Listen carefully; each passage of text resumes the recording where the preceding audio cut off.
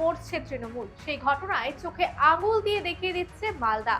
ফের গোষ্ঠী সংঘর্ষের জের, ঘটনাস্থল কালিয়াচক। এবার খুন হতে হলো তৃণমূল কর্মীকে। আহত অবস্থায় হাসপাতালে ভর্তি তৃণমূলের অঞ্চল সভাপতি ও তার ভাই। ঠিক 12 দিন আগে এই জেলাতেই খুন হয়েছিল তৃণমূল কাউন্সিলর দুলাল সরকার। ঘটনা প্রসঙ্গে মুখ খুলেছেন বিজেপি নেত্রী অগ্নিমিত্রা পাল। বলেন, শাসক দল পার্টির বদলে এখন গ্যাং চালাচ্ছে। বর্তমানে অপরাধীরাই রাজ্যটাকে চালনা করছে। देखिए, जब राज्य एक पार्टी नहीं कोई गैंग चला रहे तो ऐसा ही होगा। अब बॉलीवुड का सिनेमा देखा है ना, बिहार का असली चित्र। सिनेमा बना लेकिन वो असली था, अभी भी वो है, वो लोग फैमिली है, गैंग्स ऑफ वसीपुर। वैसा ही इधर gangs of Mamata Banerjee, gangs of Mamata Banerjee Paschim Bangal सरकार चला रहे। हर राजनीतिक दल में सीपीएम भी जब था तब क्रिमिनल्स था, लेकिन क्रिमिनल्स चलाता नहीं था। अभी हो गया क्या, ममता बनर्जी का बदले में अभी जो क्रिमिनल है ये लोग अभी राज्यों को चला रहे। उसलिए किसी का डर नहीं है। 2 हफ्ता भी नहीं हुआ, बाबला सरकार तृणमूल का काउंसिलर को गोली मारकर खून कर दिया। उसका पहले भी 2 हफ्ता नहीं हुआ, हमारे कोलकाता दक्षिण का एमएलए को मारने आया था, ब्लॉक हो गया पिस्तौल, इसलिए वो मरा नहीं। तो कहाँ है पुलिस? पुलिस अभी व्यस्त है। कहाँ पुखुड़ को, पौंड को बुझाकर वहां मल्टी स्टोरेज बनाएगा तृणमूल का नेता, उसको बंदोबस्त कर रहे। कहाँ फैक्ट्री ट्रक जा रहे गाय लेकर, काऊ लेकर, उससे तोला उठाना है। ये सब में हमारा पुलिस व्यस्त रहता है। कहाँ पर लॉ एंड ऑर्डर, क्या, इसमें उन लोग का टाइम नहीं है। और इसी पुलिस को एक टाइम में बोला जाता था स्कॉटलैंड यार्ड। आज ये पुलिस का, ममता बनर्जी पुलिस का क्या हालत बनाए है, ममता बनर्जी एक बार देखिए।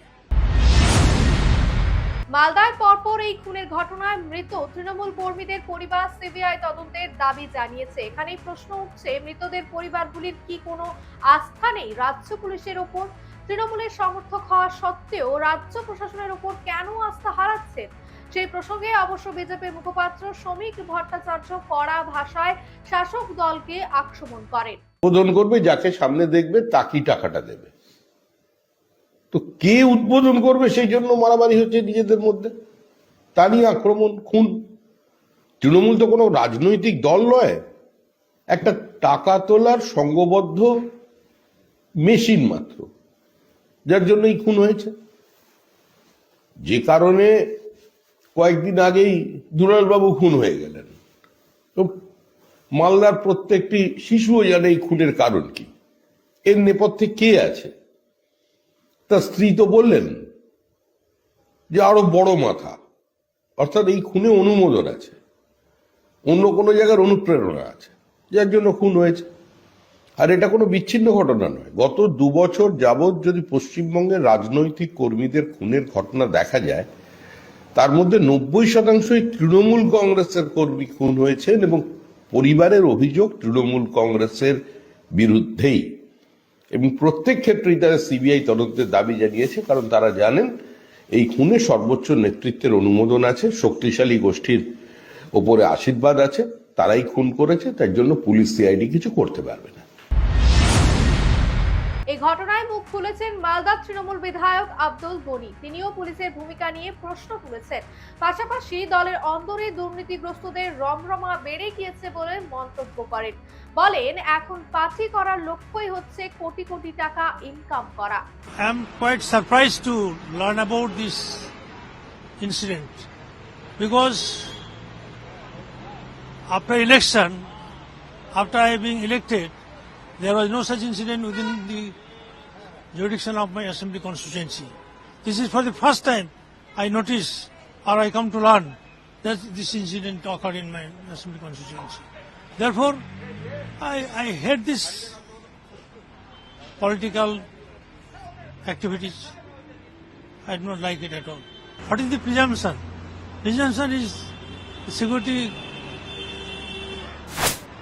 was not appropriately arranged.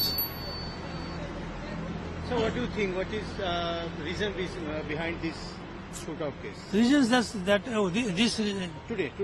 I told there the block president is trying to capture all powers, but he is not having such support in the locality.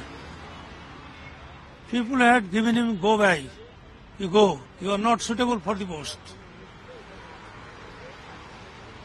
He being bewildered what to do, how to proceed.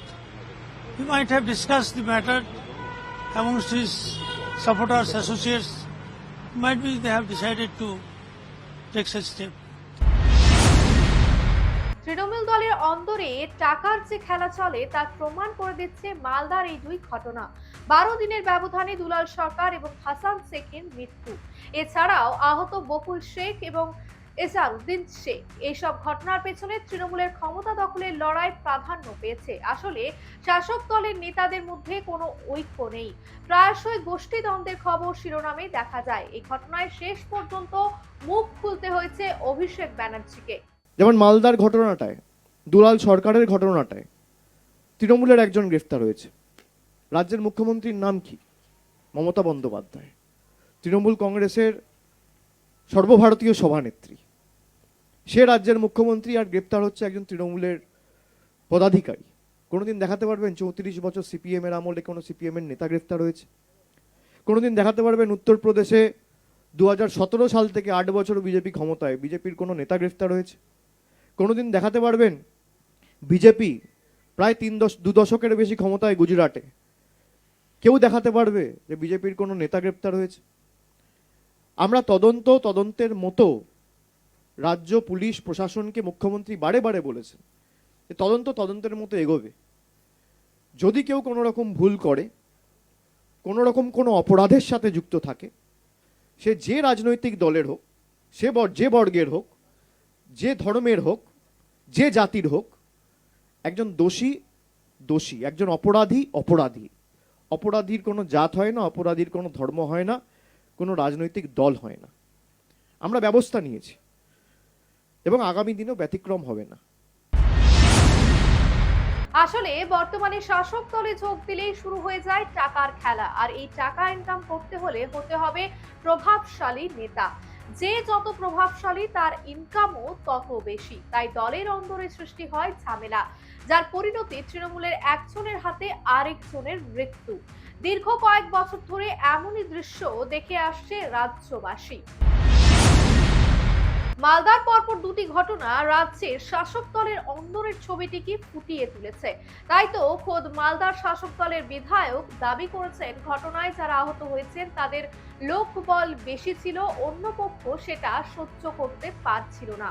কিন্তু এইসবের বিরুদ্ধে কবে ব্যবস্থা নেবে প্রশাসন, সেই প্রশ্নই তুলে ধরছে আম জনতা। প্রতিবেদন ভালো লাগলে লাইক দিন, সাবস্ক্রাইব করুন বেঙ্গল ফ্যাক্ট।